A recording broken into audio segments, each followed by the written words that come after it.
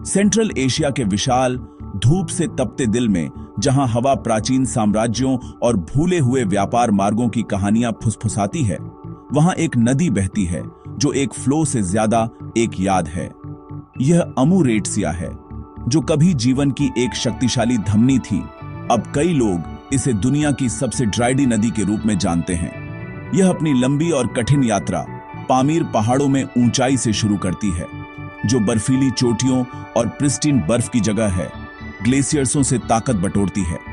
सदियों तक यह मैदानों में गरजती थी, एक उदार लाइफदायिनी शक्ति जिसने सभ्यताओं को पोषित किया और उज्बेकिस्तान, अफगानिस्तान, ताजिकिस्तान और तुर्रेड्यूसियनिस्तान से होकर अपना रास्ता बनाया।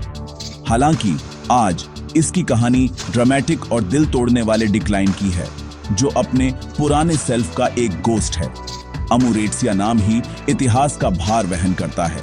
प्राचीन यूनानियों ने इसे ऑक्सस कहा, एक ऐसा नाम जो सिकंदर महान के अभियानों के इतिवृत्त में गूंजता था। यह लेजेंड की एक नदी थी, सिल्क रोड पर बिखरे थ्राइविंग ओएसिस शहरों के लिए एक फॉर्मिडेबल बाधा और एक वाइटल रिसोर्स। इसका पानी गहरा, सेडिमेंट रिच भूरा था, जो पहाड़ों का सार एरिड निचले इलाकों तक रीचिंग आता था। लोग इसके रिदम्स के चारों ओर अपना जीवन बनाते थे। इसकी फर्टाइल बैंक्स के किनारे कपास और खरबूजे लगाते थे। उनके विलेजेस और कस्बे नदी के स्टेडी फ्लो के वादे से गुलजार रहते थे। यह एक ऐसे क्षेत्र की कांस्टेंट डिपेंडेबल पल्स थी जो अपने हार्श अनफॉरगिविंग क्लाइमेट के लिए जाना जाता था। आज अमुरेट्सिया को देखना एक प्रोफाउंड ट्रांसफॉर्मेशन का गवाह बनना है। जो कभी एक चौड़ा शक्तिशाली वाटरवे था, वह अब कई जगहों पर एक उथली मियांडरिंग धारा से थोड़ा ही ज्यादा है, या इससे भी बुरा, एक फटा हुआ और धूल भरा रिवरबेड। ग्रैंड पुल, जो इसकी इंप्रेसिव चौड़ाई को पार करने के लिए बनाए गए थे, अब रेत और स्क्रब के विशाल एक्सपेंसेस पर खड़े हैं, एक वैनिश्ड अबंडेंस के मॉन्यूमेंट्स। नदी की यात्रा, जो कभी महान अरल सागर में समाप्त होती थी, अब अक्सर सैकड़ों किलोमीटर पहले ही डगमगा जाती है। इसका प्रेशियस पानी अपने अंतिम डेस्टिनेशन तक रीचिंगने से बहुत पहले ही कंज्यूम्ड हो जाता है। यह धीमी साइलेंट डिसअपीयरेंस मानवीय महत्वाकांक्षा और इसके अनइंटेंडेड डेवास्टेटिंग कॉन्सिक्वेंसेस की कहानी है।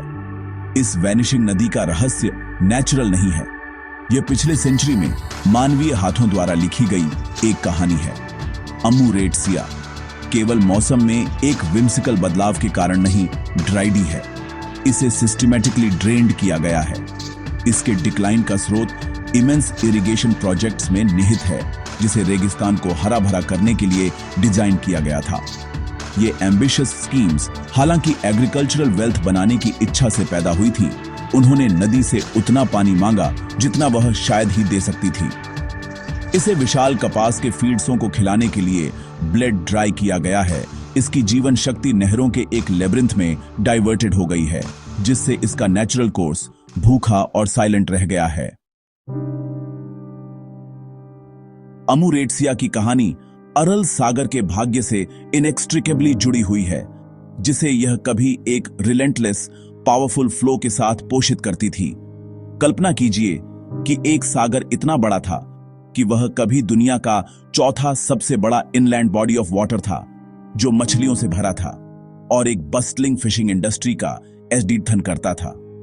अमुरेट्सिया अपनी बहन नदी सिररेट्सिया के साथ इसका लाइफ रक्त थी। साथ में वे हर साल अरबों क्यूबिक मीटर ताजा पानी समुद्र में डालते थे, इसके स्तर और इसके डेलिकेट सेलाइन बैलेंस को बनाए रखते थे।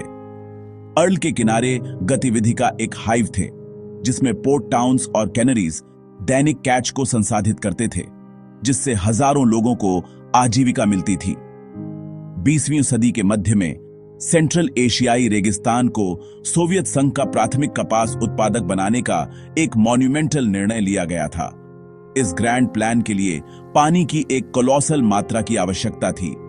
इंजीनियरों ने इरिगेशन कैनाल्स का एक विशाल नेटवर्क बनाया, जिससे अमुरेट्सिया का फ्लो अर्ल सागर से दूर और प्यासे एग्रीकल्चरल फील्ड्स की ओर डाइवर्टेड हो गया। शुरुआत में प्रभाव सटल थे, लेकिन वाटर धी वे अलार्मिंगली स्पष्ट हो गए।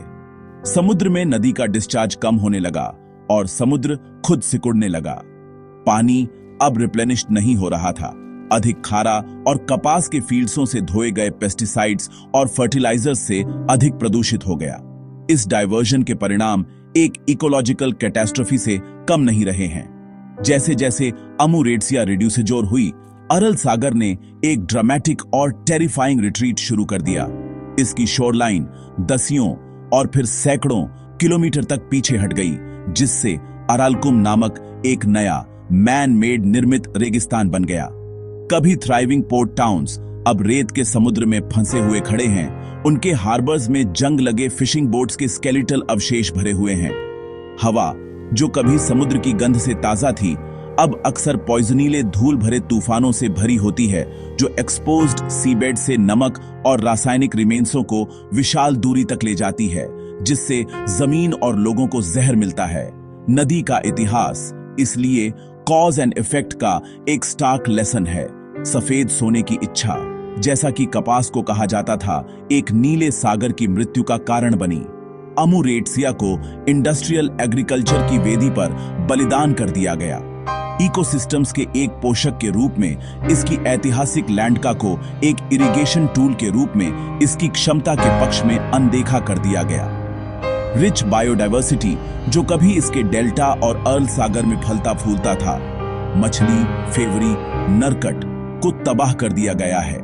नदी की यात्रा अब समुद्र के साथ एक लाइफ दाइनी एम्ब्रेस में समाप्त नहीं होती है, बल्कि ट्रिकल्स की एक श्रृंखला में समाप्त होती है, जो रेत में गायब हो जाती है। एक अंतिम थकी हुई साय। उन लोगों के लिए जो पीढ़ियों से अमू रेड्सिया के साथ रहते आए हैं, इसका डिक्लाइन एक धीमी और रेट्स दनाक त्रासदी रही है। उनका जीवन कभी नदी के एब एंड फ्लो से इंटीमेटली जुड़ा हुआ था। इसने उन्हें पीने के लिए, उनकी फसलों के लिए और उनके पशुधन के लिए पानी प्रदान किया। नदी मछली का एक स्रोत थी, बच्चों के खेलने की जगह थी और उनकी कल्चरल आइडेंटिटी का एक केंद्रीय फीचर थी।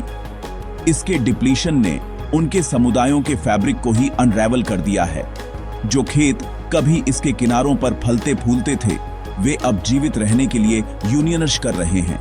मिट्टी स्ट्रॉन्गी से खारी और बंजर होती जा रही है, क्योंकि वाटर टेबल गिरता है और शेष पानी की गुणवत्ता बिगड़ती है। क्षेत्र के जानवरों को भी उतनी ही गहराई से नुकसान हुआ है। Lush tugai forests, flood plain vegetation के अद्वितीय इकोसिस्टम्स जो कभी नदी के किनारे थे, वे सूख गए हैं और मर गए हैं। ये रस्टल वन्य जीवों की एक समृद्ध विविधता का घर थे, जिसमें अब विलुप्त कैस्पियन बाघ भी शामिल था, जो कभी इन नदी के किनारों पर घूमता था। हिरण, फॉरेस्टी सुअर और अनगिनत फेवरी प्रजातियों ने अपने हैबिटेट्स को अपने फॉर्मर आकार के एक अंश तक सिकुड़ते हुए देखा है।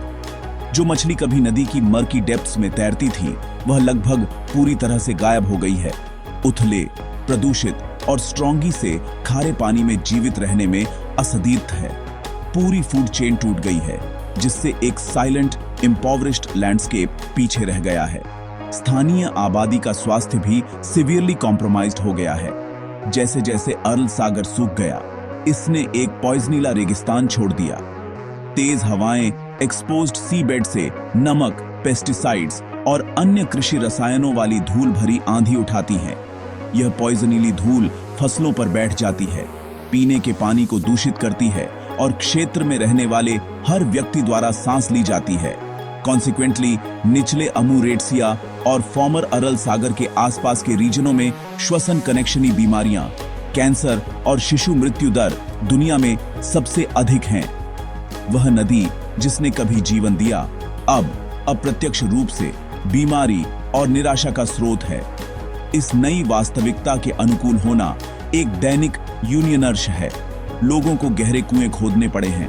अक्सर केवल खारा पानी मिलता है, जो पीने के लिए अनुपयुक्त होता है। कई लोगों ने अपने पैतृक घरों को छोड़ दिया है, काम की तलाश में शहरों में पलायन कर रहे हैं, पीछे गोस्टली विलेजेस छोड़ रहे हैं। जो लोग रहते हैं, वे अनिश्चितता के भविष्य का सामना करते हैं। उनकी आजीविका एक डियती हुई नदी के अप्रत्याशित ट्रिकल्स पर निर्भर करती है। वे एक एनवायरनमेंटीय आपदा के जीवित गवाह हैं।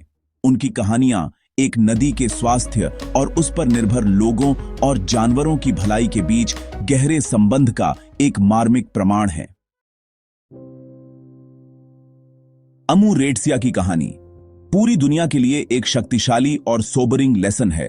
वाटर वायु परिवर्तन और अनसस्टेनेबल वाटर मैनेजमेंट के खतरों का एक स्पष्ट उदाहरण है। जबकि इसका डिक्लाइन मुख्य रूप से बड़े पैमाने पर सिंचाई द्वारा संचालित था, एक गर्म ग्रह का व्यापक मुद्दा समस्या को एग्जैसर्बेटेड करता है। बढ़ते तापमान वाटर आशयों और नहरों से इवापोरेशन रेट्स को बढ़ाते हैं और पामीर पहाड़ों में ग्लेशियर जो नदी को खिलाते हैं, अलार्मिंग रेट से पिघल रहे हैं। यह शुरू में पानी के प्रवाह को बढ़ाता है, लेकिन यह एक टेम्पररी बून है। एक बार जब ग्लेशियर चले जाएंगे तो नदी का प्राथमिक स्रोत सिवियरली डिमिनिश्ड हो जाएगा, जिससे यह कंप्लीट कोलैप्स के करीब पहुंच जाएगी। यह संकट हमें पानी के साथ हमारे अपने संबंध को देखने के लिए मजबूर करता है। एक ऐसी दुनिया में जहां ताजा पानी स्ट्रॉन्गी से स्केर्स रिसोर्स बनता जा रहा है, अमुरेट्सिया का भाग्य एक स्टार्क वार्निंग के रूप में कार्य करता है। हमें अपने समुदायों में वाटर कंजर्वेशन के कारण का एसडीआर्थन करना चाहिए। सरल कार्य जब लाखों से गुणा किए जाते हैं तो एक महत्वपूर्ण अंतर ला सकते हैं। अपने दांत ब्रश करते समय नल बंद करना, लीकी पाइप्स को ठीक करना और ड्राउट रेजिस्टेंट गार्डन्स लगाने का ऑप्शन चुनना छोटे लेकिन मीनिंगफुल कदम है। एफिशिएंट इरिगेशन को बढ़ावा देने, रिवर इकोसिस्टम्स की रक्षा करने और वाटर रिसोर्सेज को सस्टेनेबली मैनेज करने वाली नीतियों का एसडीआर्थन करना अन्य नदियों को उसी भाग्य से पीड़ित होने से रोकने के लिए महत्वपूर्ण है। अपने पर्यावरण की रक्षा करना हमारे पानी की रक्षा करने से अलग कार्य नहीं है। ये दोनों गहराई से इंटरट्वाइंड हैं। स्वस्थ रस्टल और वेटलैंड्स प्राकृतिक स्पॉन्जेस के रूप में कार्य करते हैं, वर्षा को अब्सॉर्ब करते हैं, पानी को फिल्टर करते हैं और इसे धीरे धीरे नदियों में लौटते हैं। भूमि को रिफॉरेस्ट करके, वेटलैंड्स को रिस्टोर करके और प्रदूषण को कम करके हम जल चक्र को ठीक करने में मदद करते हैं। अमुरेट्सिया की त्रासदी हमें दिखाती है कि जब हम एक इकोसिस्टम को नष्ट करते हैं तो हम अपने स्वयं के जीवन एसडीआर्थन प्रणालियों को भी नष्ट कर देते हैं। चुनौती यह है कि हमारे दृष्टिकोण को शोषण से स्टुवर्डशिप के एक में बदल दिया जाए, यह पहचानते हुए कि नदियां केवल उपयोग किए जाने वाले रिसोर्सेज नहीं हैं, बल्कि सम्मान और संरक्षित किए जाने वाले लिविंग सिस्टम्स हैं। अंत में अमुरेट्सिया का साइलेंट डस्टी बेड न केवल नुकसान की कहानी प्रदान करता है, बल्कि आशा की एक ग्लिमर और कार्रवाई का सगवान भी करता है। यह हमें सिखाता है कि प्रकृति की अपनी सीमाएं हैं और हम उन्हें अपने जोखिम पर पार करते हैं।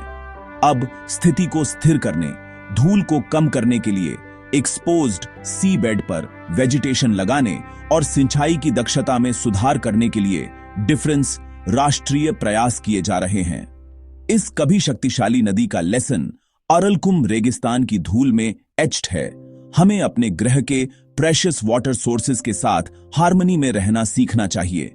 एक साथ काम करके, ज्ञान और दूरदर्शिता के साथ हम यह सुनिश्चित कर सकते हैं कि दुनिया की नदियां बहती रहे, भविष्य की पीढ़ियों को धूल नहीं बल्कि जीवन लाए।